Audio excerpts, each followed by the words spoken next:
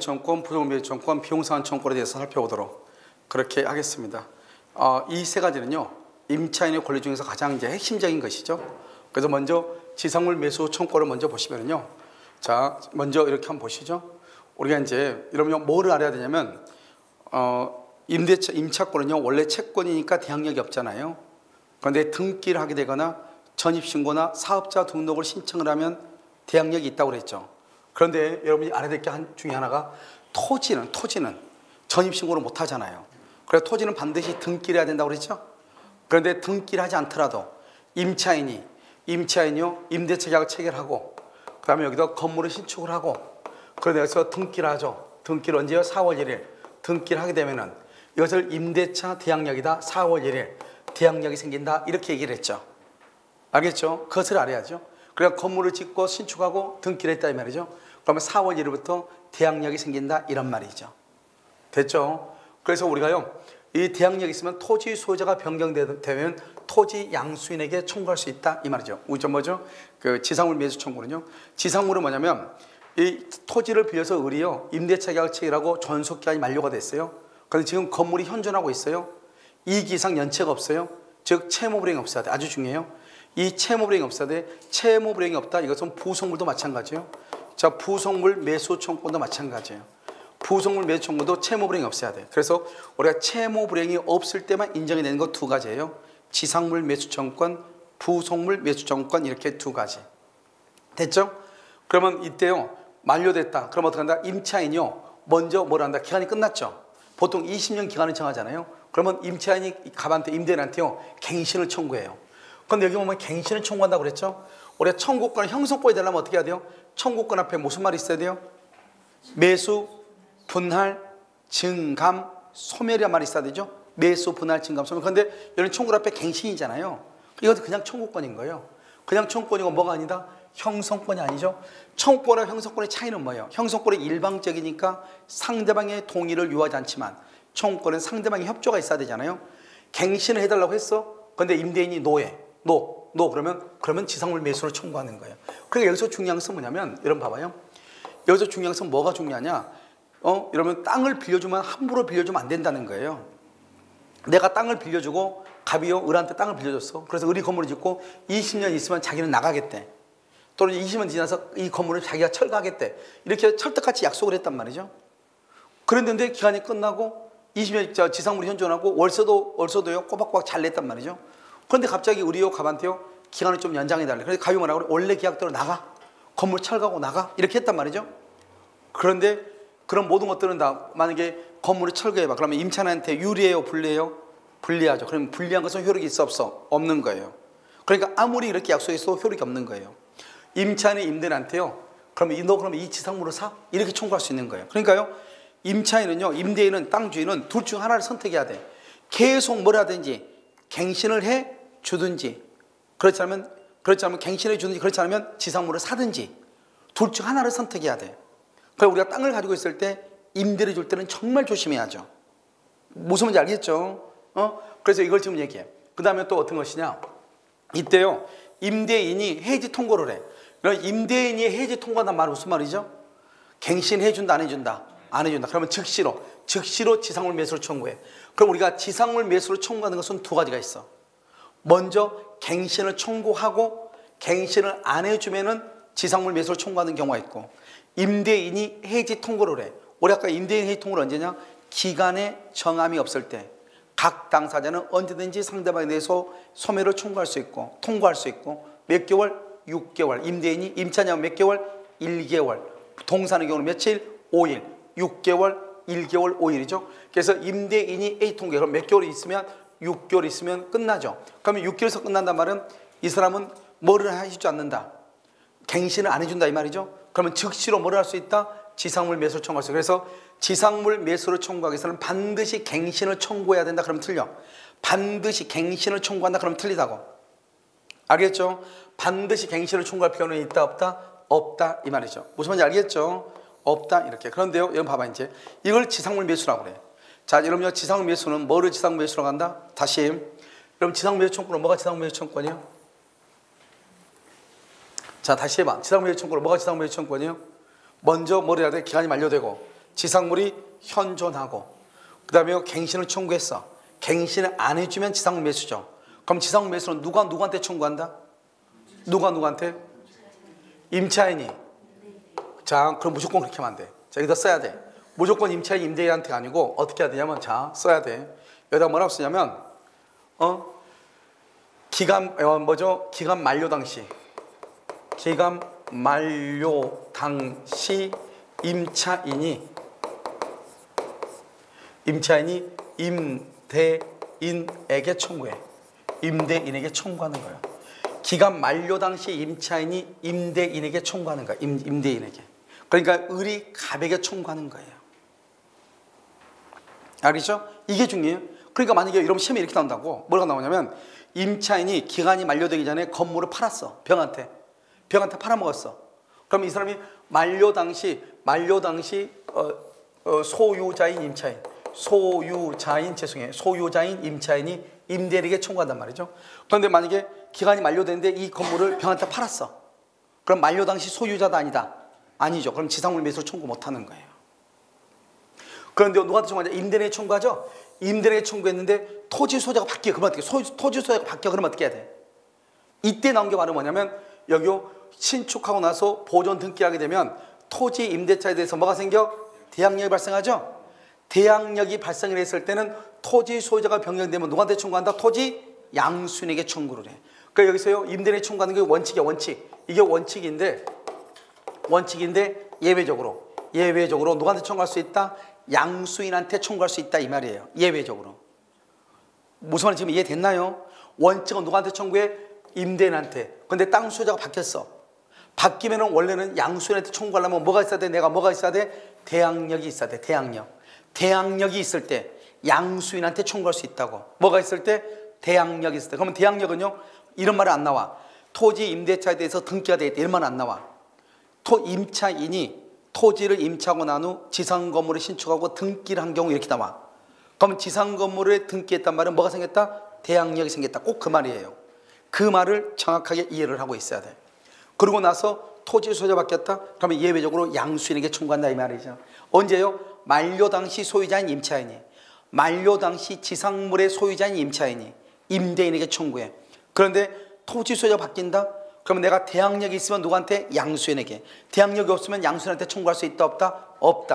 없다. 이게 중요하단 말이죠. 알겠죠? 그래서 이 말을 잘 이해를 해야 돼. 됐죠, 지금? 그럼 여기서 지상물 매수라고 하는 것이 뭐냐? 여기서 지상물을 봐봐. 여기서 또 시험이 잘 나와. 여기서 지상물이 뭐냐? 지상물. 이때 지상물은 뭐냐면, 여기서요, 무허가 미등기도 인정이 된다. 무허가 건물, 미등기 건물도 돼, 지상물은. 그럼 여기 한번 봐봐요. 우리 여기서 아마 여기 나왔을 거예요.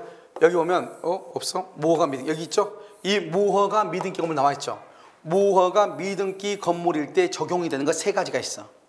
지상물 매수할 때 지상물, 법정 지상권 할 때 이 지상물, 주택 임대차 할 때 이 주택. 이것은 뭐다? 무허가 미등기여도 인정된다. 그러니까 여러분요, 주택임대차 보호법 있죠? 주택임대차 보호법에서 주택이 무허가 미등기 건물이어도 된단 말이죠. 그럼 원칙적으로 이것은 뭐가 돼야 돼요? 이런 무허가 건물 같은 경우는 무허가 건축물 대장이 있을 거예요. 어디 가면은, 구청에 가면은 무허가 건축물 대장. 이 무허가 건축물 대장이 있으면 다 뭐가 된다? 사업자 등록 이런 거 다 된단 말이죠. 알겠죠? 그래서 무허가 건축물 대장 있으면 그거 돼요. 근데 한 가지 문제가 뭐죠? 무허가나 미등기는 나중에 뭐를 못하죠? 돈 못 받으면 경매를 못하는 단점이 있죠. 우리가요, 만약에 소송을 해서 판결을 받아서 경매를 해야 되는데 무허가 건물이니까 경매를 청구하지 못한 단점은 있지만, 이것이 무허가 건축물이고, 그것이 우리가 보면 구청에 가서 보면 다 시청이나 구청 가서 보면 무허가 건축물 대장에 다 등재가 돼 있을 거예요. 그런 경우는 실질적으로 거기에 주거의 목적으로 사용하면은 전입신고를 할 수 있다, 이란 말이에요. 그래서 세 가지 함께 시작. 지상물 매수, 법정 지상권, 주택 임대차. 시작. 지상물 매수, 법정 지상권, 주택 임대차. 이 세 가지는 무허가 미등기 건물도 적용이 된다, 이렇게. 됐죠, 지금? 이 말을 이해를 해야 돼. 다시 그럼 볼까요, 여기요? 그럼 여기서 이제 무허가 미등기 건물도 인정된다, 이렇게 돼 있죠? 자, 그 다음에요, 임대인의 동의를 불문해. 왜 그러냐? 좀 있으면 나오는데, 여기 부속물 매수죠? 부속물 매수는 반드시 임대인의 동의를 얻어서 부속을 해야 돼요. 부속물은요. 부속을 해야 돼. 동의를 얻어서 부속물은. 그런데 지상물은 동의를 불문해. 부속물 매수는 임대인의 동의를 받아야 돼요. 그 다음에 여기요. 임대인에게 소용이 있냐 없냐, 경제적 가치가 있냐 없냐, 그런 건 불문해. 안 따져. 그런 건 안 따져. 그 다음에요. 문제는 뭐냐면 여기 이거 4번 여기 봐봐. 별 돼 있죠. 제3자 소유 토지 위에 건축이 됐다. 이건 이제 문제야. 봐봐요. 여러분요. 여기 이제 땅을요. 이렇게 갑의 땅을 빌렸는데 을이요. 갑의 땅이 너무 적어. 그러니까 갑의 땅하고 A라는 사람한 땅하고요.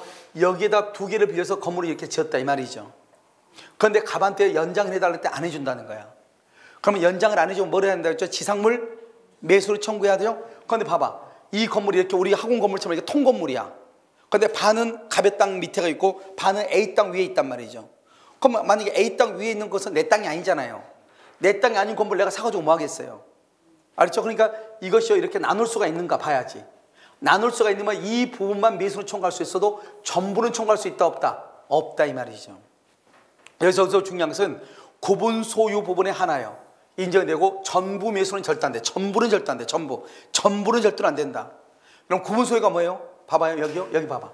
우리 보면 여러분 빌라 있죠. 빌라 같은 거 보면 가운데가 이렇게 계단이 있는 데 있죠. 여기는 101호, 201호, 301호, 102호, 202호, 302호 이렇게 돼 있죠. 이 부분은 이 계단을 중심으로 이쪽만 분리가 돼야 안 돼. 되죠. 아파트처럼. 그런 경우는 이 부분만 매수를 청구할 수 있어도 우리 이 학원 건물처럼 이렇게 통건물로 돼 있죠. 이런 경우는 나눌 수가 있어요? 없어요? 없죠. 이때는 매수 청구를 못하는 거예요. 그래서 여기서 중요해요. 제3자 소유 토지 외 건축. 우리가 지상물 매수 그러면 여기 1번하고 3번은 무조건 나와. 4번은. 알겠죠? 그러니까 별 해놨잖아요. 별 안 보여요? 보이죠? 그래서 밤에 별 보라고 해놓은 게 아니고 중요하다 이 말이죠. 그래서 전부 매수는 안 된다. 알겠죠? 그러면 건물에 근저당권이 설정이 됐다. 그런 경우도 인정된다. 왜요? 우리가 근저당권이 인정된다. 왜냐하면 매매죠. 매매에서는 뭐다? 완전한 권리를 이전해야 되죠.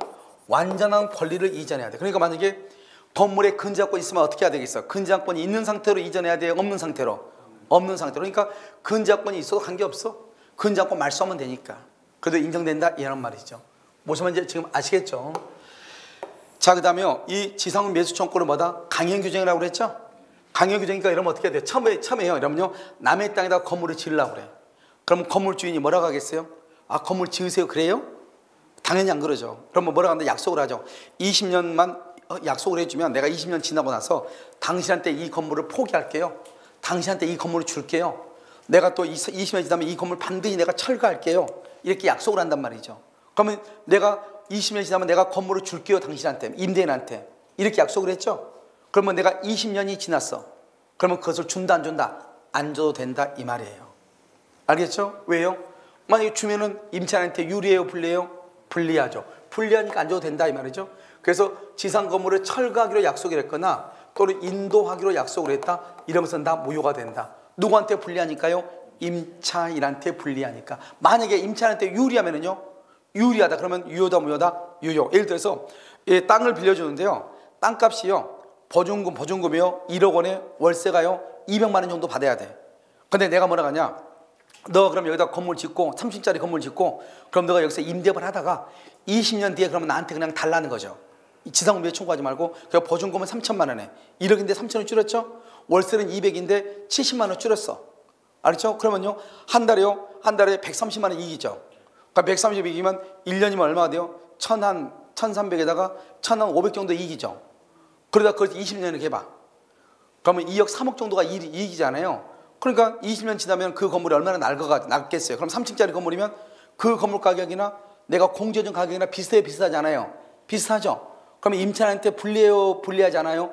불리하지 않죠. 월세를 깠으니까.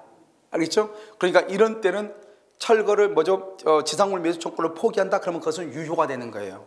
그런데 그런 말이 없는 한, 임차인한테 유리하다는 말이 없는 한 일단 차임 감액 이런 것도 없이 임차인한테 유리하다 불리하다 말도 없이 지상물 매수를 포기한다. 부속물 매수를 포기한다. 그것은 효력이 있다 없다? 없다 이란 말이죠. 무슨 말인지 알겠죠? 그럼 청구 앞에 매수란 말이 있죠? 그래서 형성권이죠. 형성권은 일방적 의사표시죠. 이 말은 지상물 매수를 청구할 때는 임대인의 동의가 필요가 없다 이 말이죠. 그래서 청구할 당시 시가가 뭐죠? 매매대금이죠. 시가는 뭐다? 매매대금이죠. 그럼 매매대금에는 뭐가 안 돼요? 매매대금은 뭐가 안 돼요? 유치권이 안 돼요. 그래서 우리가요, 매매대금, 권리금, 보증금은 유치권이 안 되잖아요. 그래서 여기 유치권이 안 되는 거예요. 그럼 시가대로 매매계약 성립하죠? 시가대로 매매계약 성립하면 어떻게 돼요? 등기하고 대금의 지급이 무슨 관계요? 동시이행인 거예요. 그래서 동시행이다 이렇게 얘기해요. 알겠죠? 동시행이다 이렇게. 그래서 우리가 청구 당시 시가대로 매매계약 성립해. 시가대로 매매계약이. 그래서 매매대금에 대해서는 유치권이 안 돼.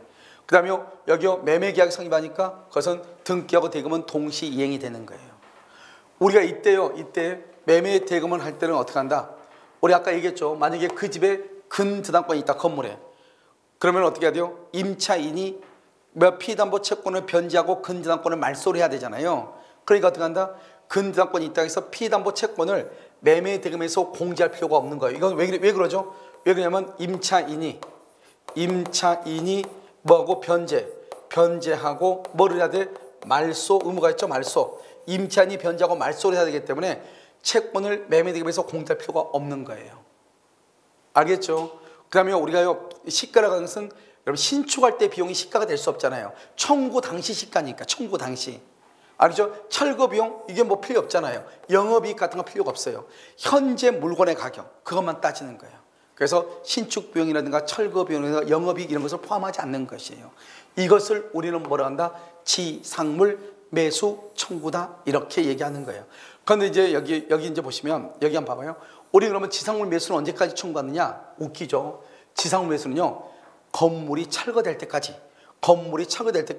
철거 전이면은, 철거가 되기 전이면은 무조건 매수 청구를 할 수 있는 거예요. 철거가 되기 전에. 왜요?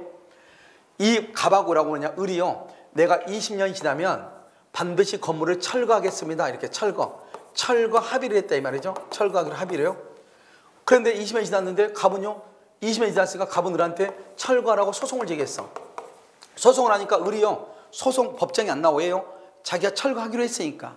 그래서 이 을이요, 패소했어. 을이 패소했단 말은 갑이 승소했다 이 말이잖아요. 그러면 철거를 돼야 되잖아요. 그래서 이제 을이 이제 철거하려고 여기저기 가서 물어보겠죠. 철거를 해줘야 되니까. 물어봤더니 뭐란다? 지상물 매수 청구권이라는 것이 있다는 거예요. 그러니까 이 사람이 아직 철거 안 됐으니까 을이 갑한테 지상물을 매수하라고 철거 소송을 제기해서 갑이 승소했어. 갑이 임대인이 승소했는데 철거 전이야. 그러면 지상물 매수를 청구할 수 있다니까요. 그러니까요, 언제까지 철거 소송 이제 매수 청구를 한다? 철거되기 전까지. 언제까지? 철거되기 전까지 지상물 매수를 청구할 수 있다 이런 말이죠. 언제까지? 철거되기 전까지 청구할 수 있다 이런 말이죠. 자, 이제요, 여기 보면 부속물하고 비용을 봐요. 여러분요, 이것은 부속물하고 비용은 우리가 물권법에서 우리가 공부를 했단 말이죠. 혹시 여러분요, 물권법에서 부합이라고 하는 걸 했잖아요. 부합이란 말을 했죠. 이 부합이라는 것을 우리가 이제 이해하고 있느냐 없느냐 이게 중요해요. 부합이라고 하는 것은 뭐냐? 구성 부분이다. 다른 말로 이것은 물건의 일부다 이 말이죠. 물건의 일부다 이 말이죠. 독립성이 없다. 여러분 머리카락 봐봐. 이런 머리카락이 잡아 당겨봐. 머리카락 잡아 당기면 어떻게 돼요? 내 몸에 붙어 있죠. 그러니까 머리카락은 우리 인간의 신체의 뭐다? 구성 부분이다. 알겠죠? 일부다 이 말이죠. 그것을 부합이라고 하는 거예요. 이것은 뭐가 있다? 독립성이 있어 없어? 없죠? 여러분 머리카락이 독립성이 있다는 건 뭐예요? 머리 가서 미용실 가서 커트했다 이 말이잖아요. 커트하면 땅바닥에 떨어지는 것이 독립성이 있는 거죠. 그 독립성 있는 것을 어때요? 주워가지고 미용실에서 팔죠. 가발하는 데다가. 여러분 여자분들 머리카락 잘라가지고 가발하는 데 팔잖아요. 그러면 그건 뭐다? 그것은 독립성이 있다는 것이고 그것은 구성 부분이 아니다. 이제는 물건의 일부이다 아니다. 물건의 일부가 아니다. 이 사람은 부합이 아니다. 그럼 물건의 객체란 말은 사고 팔고 할 수 있다 이 말이죠. 물건의 객체가 된다 말은 별도로 사고 팔고 할 수 있다 이 말이죠. 객체가 될 수 없다, 사고 팔고 할 수 없다는 거죠. 여러분의 머리 위에 있는 머리카락을요 사고 팔고 할 수 있나요? 아니, 인간은 물건이 아니야. 아닌데 인간으로 가지고 이제 설명을 하면 그렇다 이 말이죠. 사고 팔고 할 수 없죠. 왜요? 뭐가 아니니까? 독립성이 없으니까. 그런데 우리는 벽에 우리가 벽지 있죠, 벽지. 지물표에서 벽지를 지금 가져왔어요. 이거 벽지죠. 돌돌 말라 이렇게 동그랗게 돼 있잖아요. 이것은 독립성이 있죠. 사고 팔고 할 수 있어 없어? 있죠. 알겠죠? 그런데 이 벽지를 풀을 발라가지고 벽에다 발랐어. 벽에다 바르면 이제는 벽지는 독립성이 있어 없어? 없죠. 벽의 일부죠. 벽의 구성 부분이죠. 건물의 구성 부분. 그것을 뭐란다? 뗄 수는 있지만 떼면은 찢어지죠. 그러니까 별도로 쓸 수 있다 없다? 없죠. 그것을 뭐란다? 부합은 분리 복구가 안 되는 거. 분리 복구를 하게 되면 그것은요 뭐다? 그것은 아무런 의미가 없는 것. 그것을 우리는 부합이라고 얘기하는 거예요. 그러니까 벽에 페인트가 발라져 있다. 벽에 벽지가 발라져 있다. 그 벽지나 페인트를 뭐라고 한다? 부합이라고 얘기하는 거예요. 알겠죠? 별도로 독립성이 있다 없다? 없다 이 말이죠. 이걸 정확하게 이해를 해야 돼. 지금부터 이걸 알아야지 지금부터 설명이 된단 말이죠. 자, 됐죠? 그러면 여기 봐봐. 그럼 여기서 이제 독립성이 있다. 독립성이 있는 것을 말한다? 부속물이라고 그래. 독립성이 없다. 그럼 봐봐. 내가요 진울포 사장이에요. 내가 벽지를 가져와서 벽에다 발랐어요. 바르면 바른과 동시에 벽지는 벽의 일부가 돼버려요. 벽에 부합됐다 이 말이죠. 그럼 나는 그걸 떼면 된다 안 된다? 분리복구 안 된다고 그랬죠? 뗄 수 없단 말이죠. 그러면 나는 뭐라고 해야 돼요? 건물주한테 뭐를 달라고 해야 돼요? 건물주한테 뭘 달라고 해야 돼? 돈을 달라고 해야지. 비용. 독립성이 없을 때는 돈 달라고 해야지. 돈 달라고 했더니 돈 안 준다고 해서 다시 벽지를 찢어버리면 안 된다고. 그러면 손괴죄가 돼요. 알겠죠? 그러니까 우리가요 항상 이게요 비용이란 말의 뜻이 뭐냐? 독립성이 없다, 구성 부분이다, 물건의 일부이다, 부합이다, 분리 복구할 수 없는 것이다. 알겠죠? 물건의 객체 사고 팔고 할 수 없다. 사고 팔고 하지 못해. 벽에다가 벽지를 발라놓고 나서 사고 팔고가 돼야 안 돼요? 안 되죠? 그것을 비용의 문제라고 얘기하는 거예요. 그러니까요 페인트 칠하는 사람이 우리 집 벽에다가 페인트 칠하고 나서 뭐를 해요? 돈 달라고 하지. 이 건물 내 거다가 아니잖아요. 알겠죠? 그것을 우리는 비용이라고 하고 독립성 있는 것을 부속물이라고 하고. 아시겠죠? 그러니까 항상 시험에 뭐라 나오냐? 독립성이 있다, 비용의 문제다. 그럼 틀리죠? 구성 부분이다, 부속물이다. 그러면 돼 안 돼? 안 된다 이 말이죠. 이 말을 이해하고. 그러니까 독립성이 있다 없다가 아니고 부합이 아닌 경우 그러면 부속물이고, 부합인 경우 부속물이 아니고, 부합인 것은 무슨 문제고? 비용이고, 독립성이 없는 것은 무슨 문제고? 비용이고, 물건의 일부는 뭐고? 비용이고. 이해됐나요? 이 용어를 정확하게 이해를 하라 이 말이죠. 그래서 암기해야 돼. 알겠죠? 자, 그러면 이제 부속물이라고 하는 것이 무엇인가? 이걸 봐. 이제 부속물. 우리가 방금은 뭘 봤냐? 뭐죠? 지상물 매수로 봤잖아요. 그럼 부속물 매수 청구라는 것은 무엇이냐? 이런 거예요. 이때 부속물은 봐. 토지라는데 토지에는 뭐라죠? 정착이에요. 정착. 토지에는 정착한다고 얘기해. 부속한다고 얘기하잖아. 부속은 어디에다 부속하냐? 건물 기타 공작물에다 하는 거예요.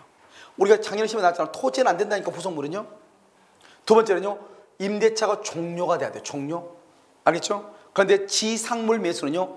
임대차 기간이 만료가 돼야 돼. 그건 종료하고 만료는 똑같은 말이야. 틀려요. 그런데 임대차가 만료가 되면 종료가 돼. 왜냐면 종료는 뭐가 있죠? 종료. 임대차가 종료에는 뭐가 있죠? 기간이 만료한 경우, 임차권을 포기한 경우, 소멸을 청구한 경우, 소멸을 청구한 경우, 소멸을 통고한 경우, 알겠죠? 합의로 해지한 경우, 이런 것들 있죠? 이런 것들 중에 이런 것들 하면 다 종료가 돼. 그 중에서 하나가 만료가 돼. 만료는 종료가 돼. 내가 뭐라고 했죠? 종료는 만료가 아니에요. 얘기했잖아 몇 번. 사람은 남자와 여자를 포함한다. 그러니까 만료는 종료니까요. 원래 지상물 매수는 지상물 매수는 임대차가 만료가 될 때 기간이. 그런데 만료가 되면 곧 뭐가 된다? 종료가 되죠. 그러니까 지상물 매수는 원래는 임대차 기간이 만료가 된 때 그래야 되는데 만료가 되면 뭐가 된다? 종료가 되니까 마찬가지로 종료가 된 때 해도 돼. 알겠죠? 그런데요. 부속물 매수는요. 임대차가 종료가 될 때. 부속물은 종료는 만료만 되면 종료가 되는 게 아니죠. 만료는 어떤 형태로 되든지 간에 임대차가 종료가 되면 그 말이에요. 꼭 만료로 종료될 때뿐만 아니고 이런 모든 것을 다 포함하고 지상물 매수는 만료로 종료됐을 때만 얘기하는 것이고, 알겠죠? 부속물은 다른 이유로 임대차가 종료가 돼도 부속물 매수로 청구할 수 있다 이 말이에요. 아니 이렇게 얘기했잖아요. 봐봐. 여러분요 사람은 뭐라고 그랬어요? 사람은 남자하고 뭐라고 그랬어? 여자 얘기했죠. 여자. 그럼 사람은 남자와 여자를 포함하는 거죠. 그러니까 종료는 만료나 포기나 이런 걸 다 포함하는 거잖아요. 그런데 남자는 사람이다 그 말은 맞지만 사람은 남자다 그러면 돼 안 돼? 안 된다고 했죠. 그러니까 종료는 만료가 아니라고요. 종료는 이런 모든 것들을 다 포함하지만 만료는 종료다 이 말이죠.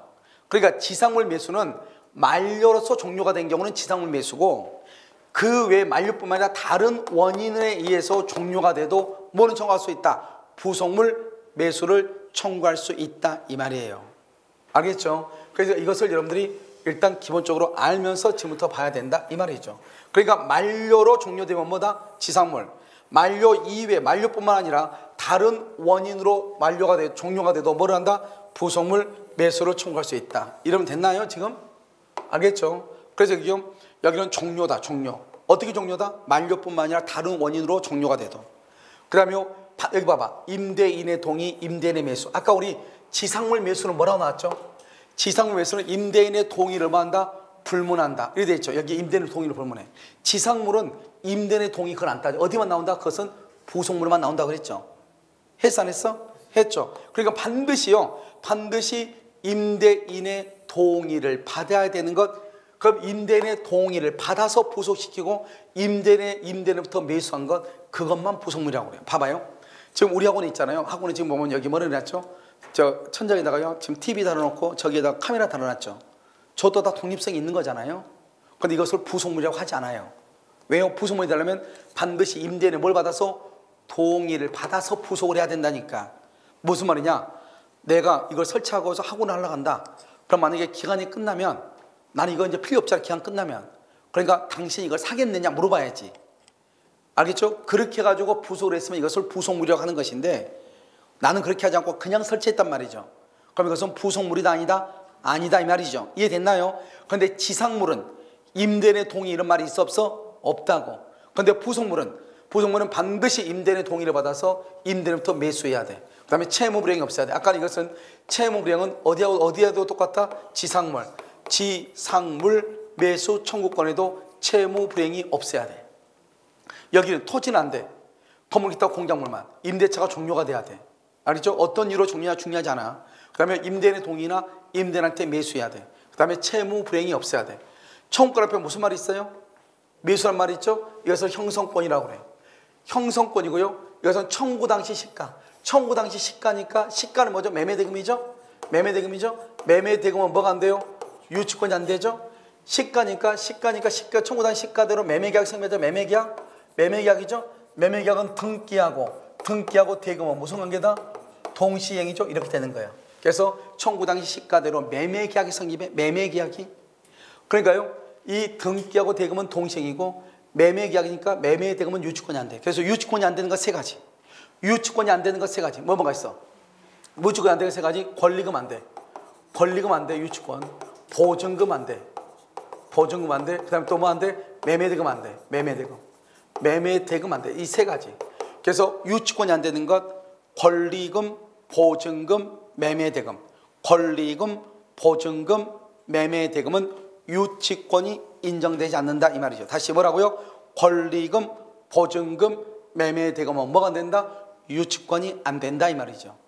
권리금, 보증금, 매매대금은 뭐가 안 돼? 유치권이 안 된다 이런 말이죠. 알겠죠? 이것을 우리는 부속물 매수 청구다 이렇게 얘기를 해. 그럼 부속물 매수 청구는 강행 규정이죠. 강행 규정이니까 원칙적으로 포기할 수 없단 말이죠. 그런데요, 이런 말이 나와. 차임을 현저히 저렴하게 한 경우, 현저히 저렴했단 말은 무슨 말이죠? 이 말은 현저하게 싸게 했단 말은 임차인한테 유리하다는 말이에요? 불리하다는 말이에요? 유리하다. 임차인한테 유리하면 포기할 수 있다 없다? 포기해도 유효이다 이 말이죠. 알겠죠? 그래서 좀 봐봐요. 내가 임대인한테 얘기해. 나 이 TV하고 카메라 설치할 건데 만약에 임대차가 끝나면 당신이 사겠느냐? 그랬더니 임차인이 뭐라고 그래?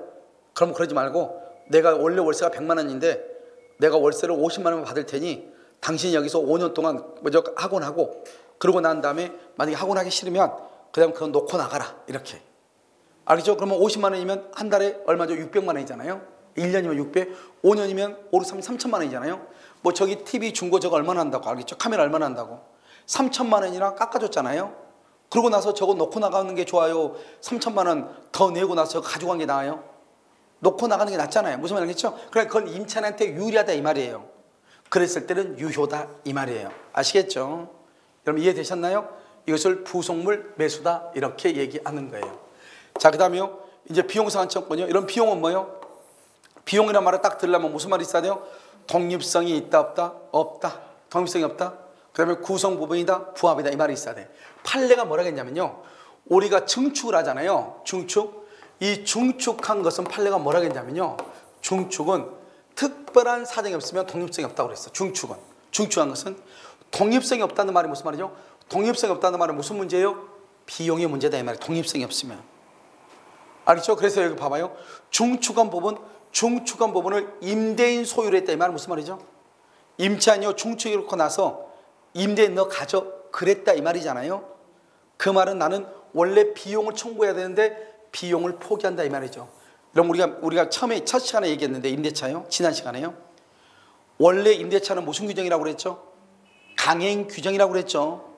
알겠죠? 누구를 보호하기 위해서? 임차인을 보호하기 위해서. 그런데 임의 규정인 것 두 가지를 암기하라고 해서 반드시 첫 번째가 뭐다? 비용 상환 청구권이에요. 이 비용이라는 것은 임의 규정이란 말이죠. 임의 규정. 임의 규정이니까 뭐 할 수 있어요? 포기할 수 있어 없어? 포기할 수 있다 이 말이에요. 임의 규정이니까. 그러니까요, 이 증축한 부분은 독립성이 없어서 비용의 문제인데, 그러면 임차인이 증축을 했으면 임대인한테 비용을 청구해야 되는데 임대인 너 가져 그 말은 나는 비용을 청구하지 않을게 이 말이죠. 비용은 무슨 규정이다? 임의 규정이죠.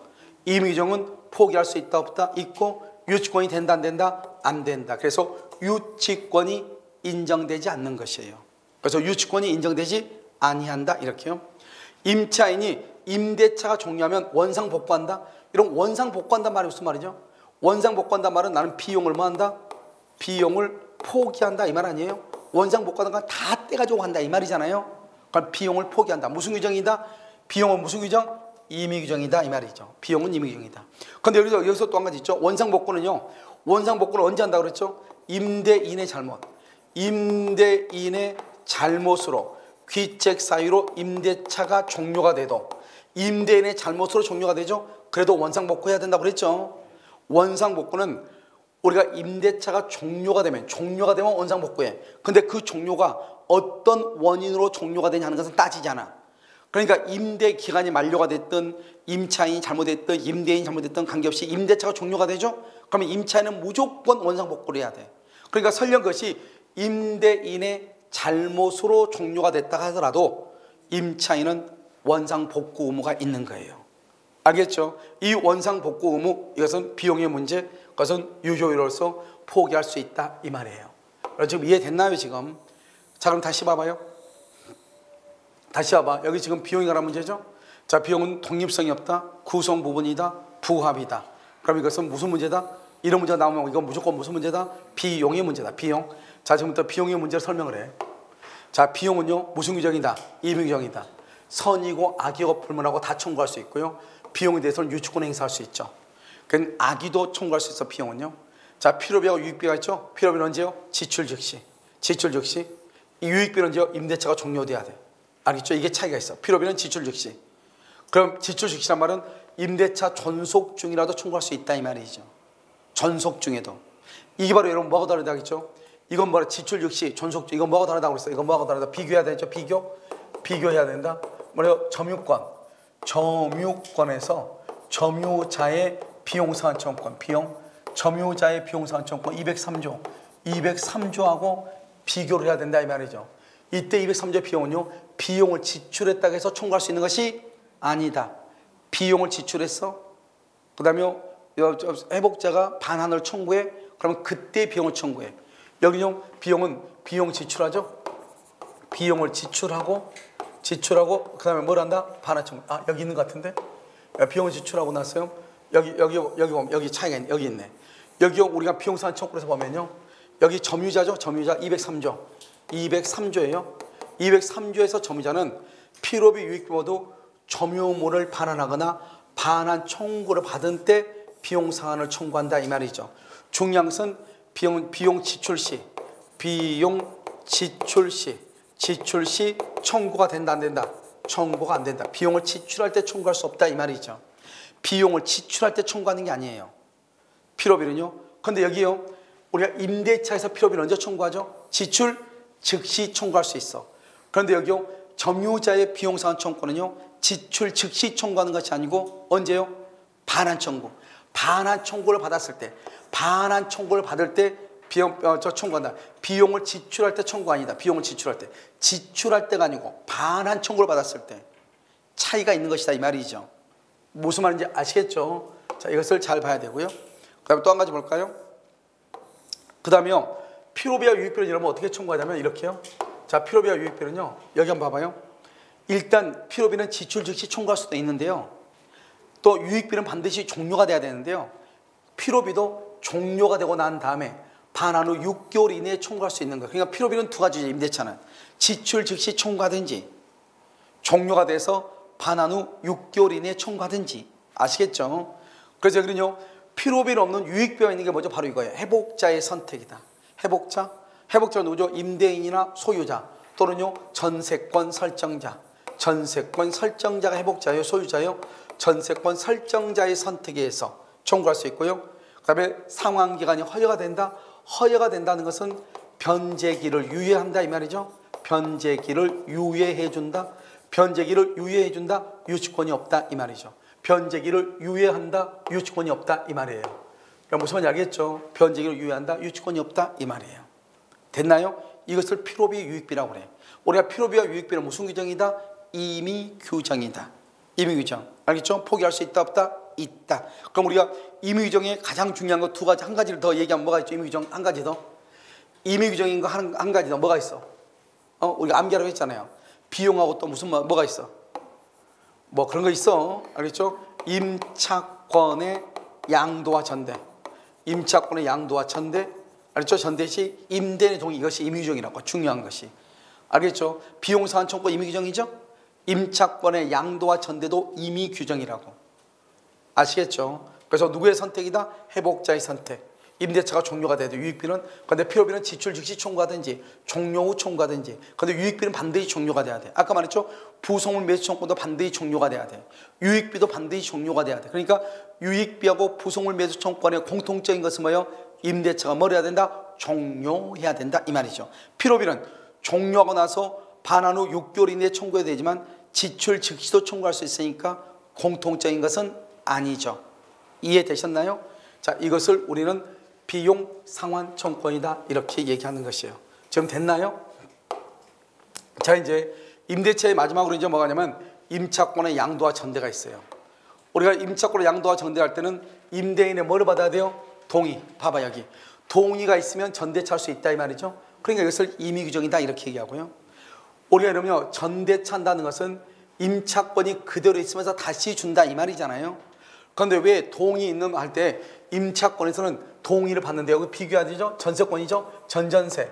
전전세를 할 때는요. 전전세 할 때는 전세권 설정자. 설정자의 뭐가 필요가 없어요? 동의가 필요가 없다고. 동의가. 그런데 왜 전대차를 할 때는 동의를 받아야 되냐 이 말이죠. 전대차는. 이것은 우리가 채권이고 하나는 물건이죠. 이런 물건은 누구하고 사람과 물건 간의 관계이고 채권은 누구하고 사람과 사람 간의 관계잖아요. 이것은 상호 신뢰 관계를 전제하는 거예요. 계속적 채권 관계로서. 그러니까 임대인의 동의가 있어야 전대차를 할 수 있고요. 물건은 사람과 물건 간의 관계이기 때문에 신뢰 관계가 있어요 없어요? 없죠. 그래서 동의 없이 하는 거예요. 전전세는. 전세를 다시 내가 전세를 다시 또 전세를 주죠. 전전세를 줄 때는 집주인한테 동의를 받을 필요가 없는 거예요. 알겠죠? 그런데요, 전대차를 줄 때는요, 이것은 동의를 받아야 돼요. 왜요? 우리 이것을 계속적 채권관계요. 계속적 채권관계란 말이죠. 이 계속적 채권관계에선 당사자 상호 뭐가 중요해요? 신뢰성이 중요해. 그러니까 동의를 받아야 돼요. 하루 이틀 사는 게 아니잖아요. 계속적으로 서로가 믿고 사는 거잖아요. 그래서 상호 신뢰관계가 있어야 되는 거예요. 이해되셨죠? 자, 그럼 한번 그림 한번 볼까요? 자, 그림 한번 보시죠. 여기요. 여기 한번 봐봐. 여기 보시면 여기 이제 그림 한번 보시면 이렇게 돼 있죠? 자, 여기 이제 보시죠. 여기 보시면요. 이게 가바구라고 임대차가 있죠? 그러면 의리병한테 전대차를 주죠. 그럼 항상 우리는 임대차도 채권이고 전대차도 채권이죠. 그럼 채권은 누구하고 특정인과 특정인, 갑하고 을하고 특정인과 특정인, 을하고 병하고 문제잖아요. 그러니까요, 이 전대차는 갑의 임대인의 동의를 불문하고요. 불문하고 그냥 유효인 것이에요. 동의가 있든 없든 유효야. 맞죠? 유효인데 임대인이 동의를 했으면 대항할 수 있다는 말이 무슨 말이죠? 대항할 수 있다는 것은 병이요 갑의 집에, 갑의 건물에 뭐 할 수 있다? 그래서 갑의 건물에 들어가서 뭐 할 수 있다? 살 수 있다 이 말이. 살 수 있다. 갑의 집에 들어가서 살 수 있다 이 말이죠. 원래 이 병은 누구하고 계약했죠? 을하고 계약했고, 갑하고 계약한 사람은 을이니까 갑의 집에 들어가서 살 사람은 누구죠? 을이잖아요. 그런데 만약에요, 이 을은 또 병은 을하고 계약했지 갑하고 계약한 게 아니잖아요. 그럼에도 불구하고 갑의 건물에 들어가서 살 수 있다 이 말이죠. 그것을 뭐 한다? 대항한다고 얘기해. 즉 병은 을하고 계약했는데 그 을하고 계약한 것을 갑한테 주장할 수 있다 이 말이죠. 항상 우리가 대항력이 뭐라고 그랬죠? 두 사람 간의 계약을 다른 제3자한테 주장할 수 있는가, 그걸 대항한다 이 말이죠. 알겠죠? 그러니까 병은 을하고 계약을 했지 갑하고 계약한 것이 아니잖아요. 그럼에도 불구하고 누구한테 주장할 수 있다? 갑에게 주장할 수 있다. 그걸 대항한다 이렇게 얘기를 해. 알겠죠? 그러니까 이러면 어떻게 돼요? 이 병의 점유는 무슨 점유가 된다? 적법한 점유가 돼요. 적법한 점유. 갑하고 관계에서 적법한 점유다 이 말이죠. 갑하고 관계에서. 그러니까 적법한 점유니까 어떻게 돼요? 만약에 병의 잘못으로, 전차인의 잘못으로 건물이 멸실이 됐죠. 그럼 당연히 저 멸실되면 병은 당연히 책임지죠. 당연히 병은 책임지죠. 그런데 문제는 임차인, 을이 책임지는가? 을은 감독에 대해서 잘못이 있을 때만 책임을 진다 이 말이죠. 이게 아주 오래전에 사법시험에 나온 거예요. 전차인이 잘못해서 화재가 났다. 화재가 발생했다 이 말이죠. 그럼 당연히 전차인 책임져요. 자기가 잘못했으니까. 그럼 임차인은 무조건 책임을 지는 것이 아니고 관리 감독을 잘했냐 못했냐 이 말이죠. 그때만 책임을 진다 이런 말이에요. 아시겠죠? 자, 그럼 여기 또 한번 봐봐요. 여기 보면 여기 지금 뭐라고 했죠? 여기 이제 우리가 동의 있는 경우는 뭐가 중요하냐? 동의가 있는 경우는요, 이게 중요해. 전차인하고 임대인하고 관계가 중요해. 동의가 있는 경우는. 동의 있으니까 이제 병이 여기 들어와서 살 거 아니에요. 갑의 집에 들어와서. 그러면요, 우리가 계약은 갑하고 을하고 있고 을하고 병하고 한 거지 갑하고 병하고 한 것은 아니잖아요. 그러니까 갑하고 병하고는 임대차는 없는 거예요. 알겠죠? 그런데요, 여기 보면 이게 중요하죠. 권리가 있냐 없냐? 권리가 없어. 권리가. 병은 을하고 계약했지 갑하고 계약한 것이 아니기 때문에 권리가 없다고요. 권리가 없으니까 만약에 예를 들어서 뭐 수선 청구, 집이 문제가 있어. 병이 갑한테 수선해 달라고 못하는 거예요. 누구한테 해야 된다? 을에게. 그 을은 누구한테? 갑에게 하는 거예요. 수선 청구, 비용 상환 청구, 청구권이 없는 거예요. 권리가 없으니까. 그래서 아무리 건물이 나갔다 해서 수선 청구를 못 하는 거예요. 그럼 또 한 가지는요, 차임을 지급할 의무가 있다. 이게 중요하죠. 의무. 봐봐요. 을이 갑에게 월세 날짜가 5일이에요. 병이 을에게요, 월세 날짜가 7일이에요. 7일. 그러면 5일날 월세를 주고 7일날 병한테 받아야 되는 거잖아요. 근데 5일날 월세를 안 주는 거예요. 그럼 갑이 뭐라 하냐? 너 7일날 월세를 을한테 주지 말고 나한테 줘. 그랬단 말이죠. 그러면 갑한테 줘야 돼. 근데 우리 병이 뭐라 하냐? 나는 을하고 계약했으니까 을한테 줄래. 그렇죠? 자기는 월세를 줬잖아요. 그런데 갑은요, 월세를 받았어 못 받았어? 못 받았죠? 그럼 한 번 연체. 그 다음 달에 주라고 했더니 또 을한테 주네. 갑은 안 주고 을은 안 주고. 그럼 두 번 연체죠? 그러면 갑은 을하고 임대차를 해지해버려. 임대차를 해지하면 임대차 속에 전대차가 들었잖아요. 그 임대차가 끝나면 전대차도 자동적으로 없어지는 거예요. 그러면 이 사람은 자기는 월세를 꼬박꼬박 줬는데도 나가야 되는 거예요. 내 말 지금 무슨 말인지 알겠죠? 그리고 이건 뭐가 되나? 채무 불이행이죠? 채무 불이행이니까 아까 채무 불이행은 뭐를 청구를 못한다? 부속물 매수, 지상물 매수로 청구를 못하는 거예요. 그러니까 이러면 어떻게 해야 돼요? 만약에 갑이요, 병한테 월세를 을한테 주지 말고 나한테 줘. 그러면 갑한테 줘야 돼. 그걸 차임을 지급할 뭐가 있다? 의무가 있다. 이렇게 얘기하는 거예요. 아시겠죠? 자, 그럼 두 번째. 여러분요, 우리 토지에서는 뭐라 한다?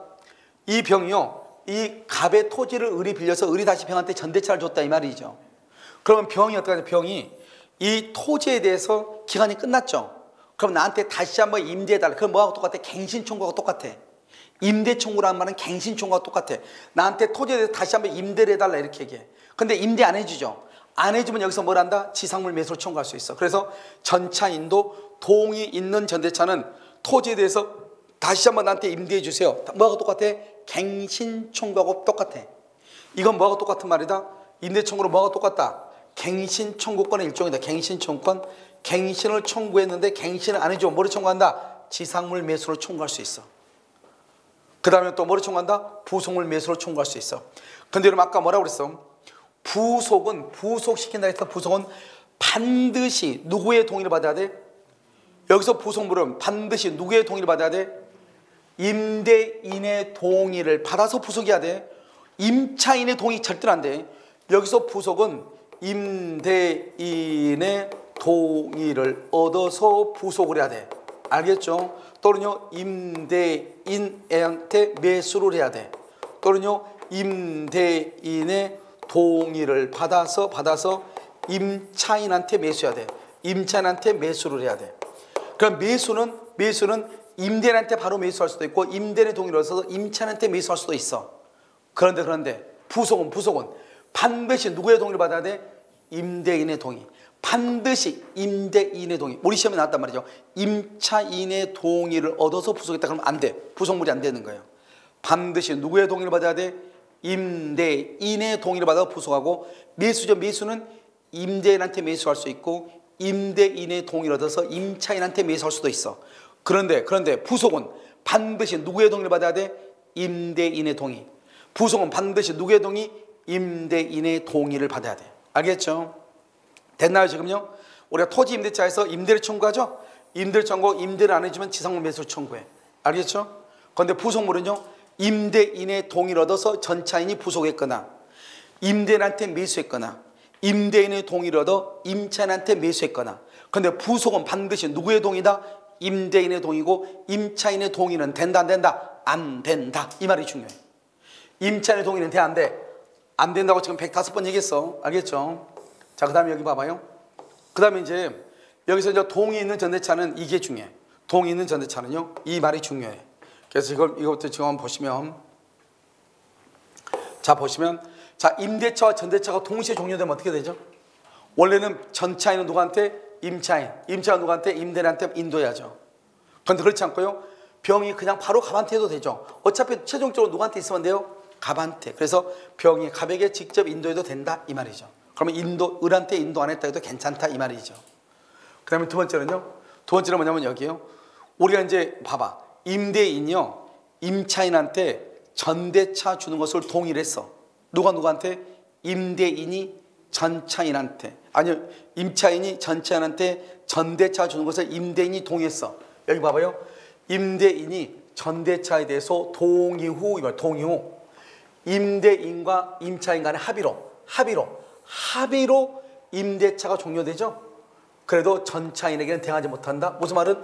전차권은 소멸한다 안 한다? 전차권은 소멸하지 않는다 이 말이죠. 안 한다. 원래 봐봐. 여기가 임대차가 있고 전대차가 있다고 그랬죠. 여기는 임대차가 있고요, 여기요 전대차가 있다, 이렇게 있다고 그랬죠. 전대차가 있으면 여러분 어때요? 임대차가 없어지면 전대차도 같이 당연히 없어져야죠. 뱃속에 들어있으니까. 임대차 뱃속에 들어있으니까 임차권이 없어지면 전차권도 없어져야 되잖아요. 그런데 임대인이요 임차인이 전대차 하는 것을 동의를 해서 동의를 하고 난 다음에 자기가 승낙을 했다 이 말이죠. 동의를 하고 난 다음에 이 사람이요 두 사람 간의 합의로 임대차가 종료가 돼도 전차권은 소멸한다 안 한다? 안 한다.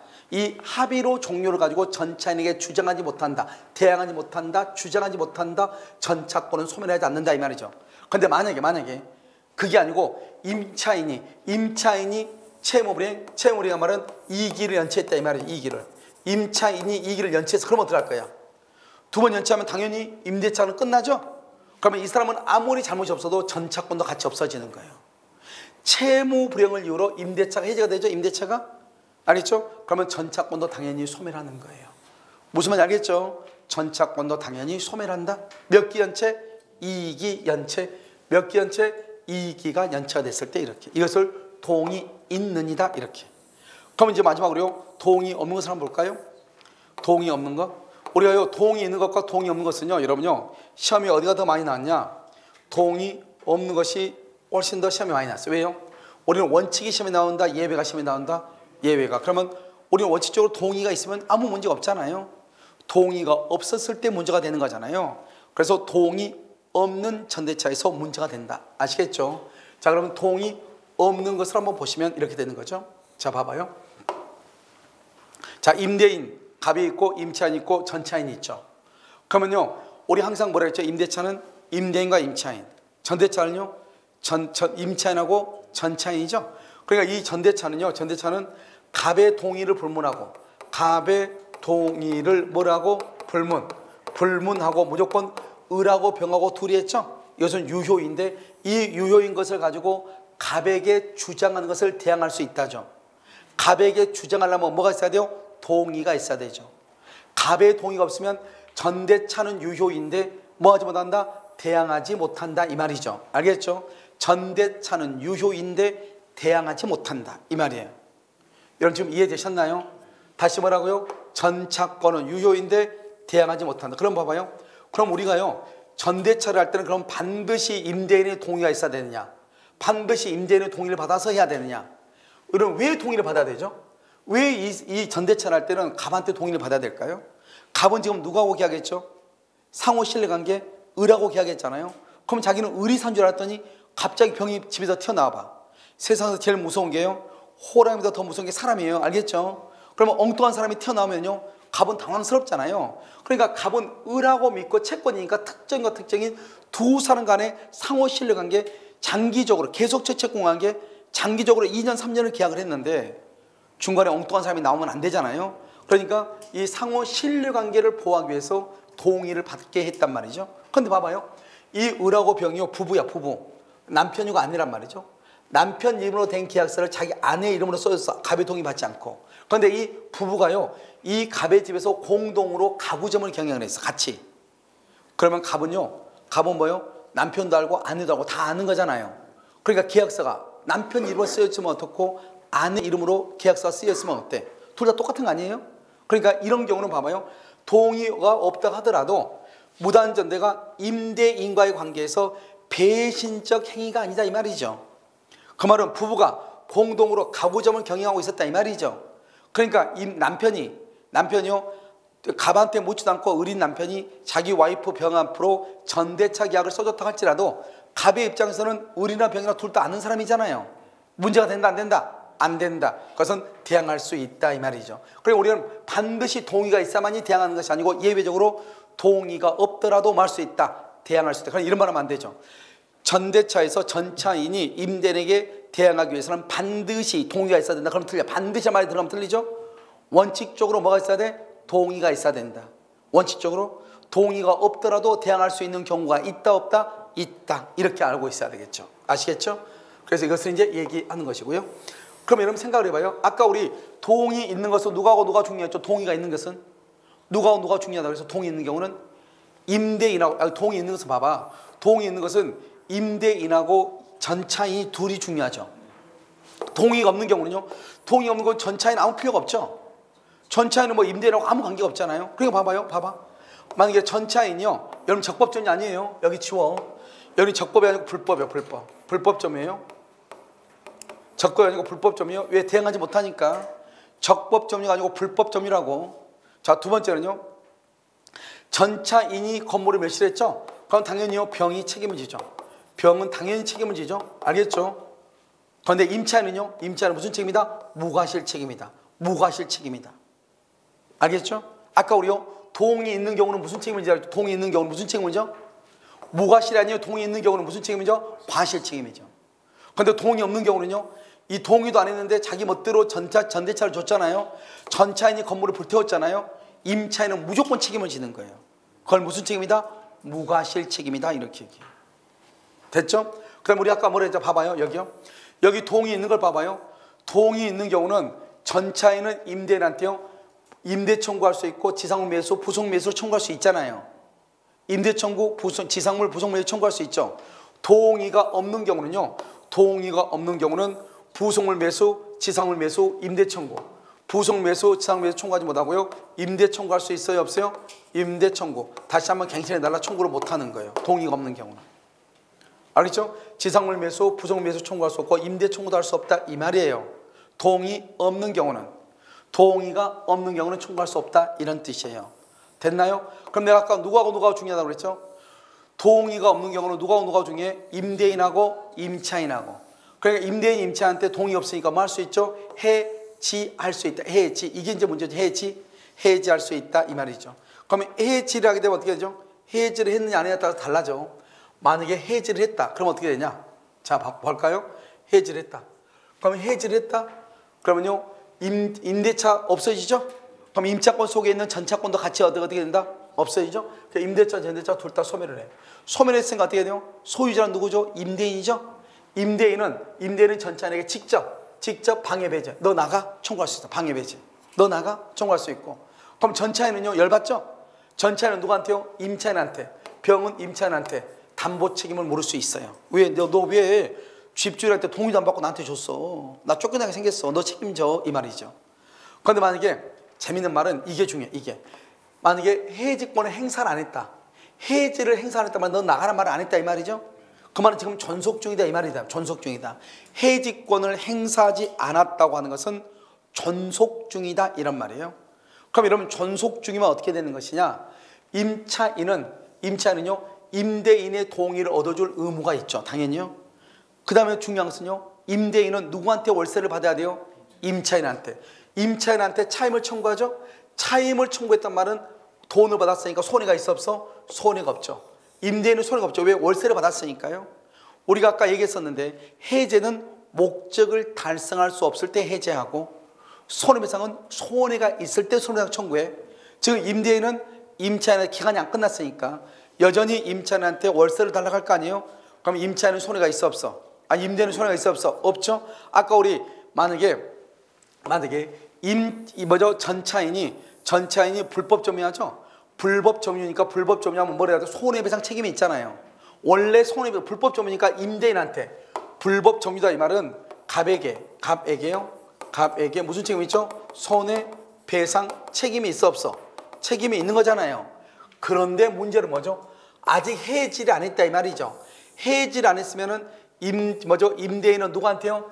임차인한테 손해배상 청구하죠. 차임을 청구하죠. 그러면 손해가 있어 없어? 없죠.